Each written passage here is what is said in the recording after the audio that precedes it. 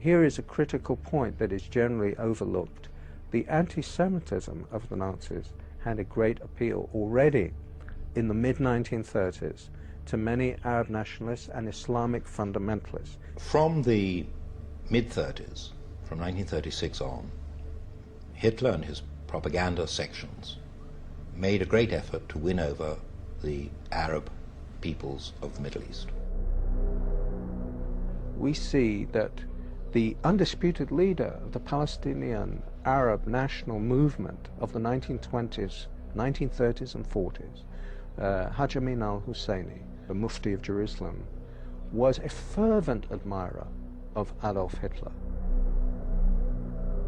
The Mufti was one of the founders of the radical Islamic movement, and Hitler saw at once that this man not only could serve his purpose, but wanted to serve his purpose. There is a very important meeting between Hitler and the Mufti of Jerusalem on the 28th of November 1941, of which we have a full protocol. And what Hitler explains is that this is first and foremost a war of extermination against Jewry, and he tells him to lock this secret in his heart. He is revealing it to the Mufti. It's extraordinary he should choose the leader of the Palestinian Arab National Movement for this revelation, which is in an official German document. It seemed strange to us that a Mufti who was not a pure Aryan was being received by Hitler. But they said, no, we have the same goal, which is the extermination of the Jews. The Mufti was sent to the Balkans, where he raised a Bosnian Muslim SS division. He had several SS divisions, the Handschar division, for example, where they had nominally Croatian officers, but the rank and file of the unit were entirely Muslim, Arab Muslims, and they were bringing them in from all over the world. I was utterly astonished that the Grand Mufti of Jerusalem had raised a Panzer division of Bosnian Muslims to fight along the Waffen-SS.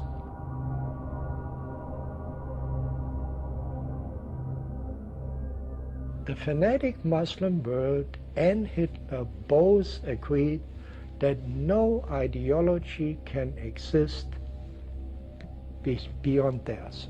It's all-encompassing.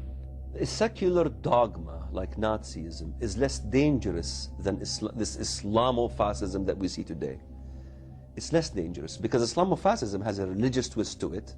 It says God the Almighty ordered you to do this, not the Führer, you know. So it is way more dangerous. It's trying to grow itself in 55 Muslim states.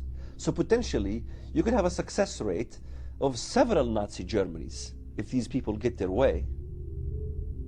Hitler's gone and dead. The German people are not the Nazis of 1944. But the Muslims have never wavered in their goal, which really is, if they possibly could, to kill all of the Jews. I'm convinced of that.